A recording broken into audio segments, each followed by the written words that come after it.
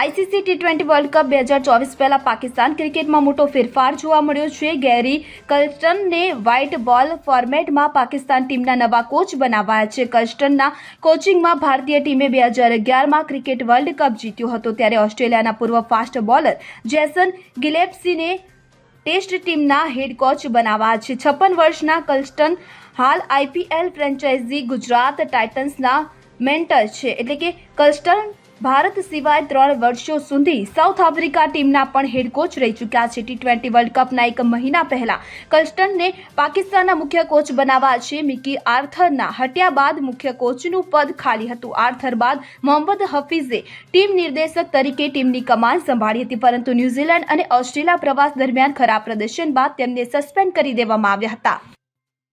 Bureau report CN24 news. હવે જુઓ દેશ દુનિયાની તમામ ખબરો તમારી આંગળીના ટેરવે. ઉઠાવો મોબાઈલ અને ગૂગલ પ્લે સ્ટોર પરથી ડાઉનલોડ કરો અમારી CN24 ન્યૂઝ મોબાઈલ એપ.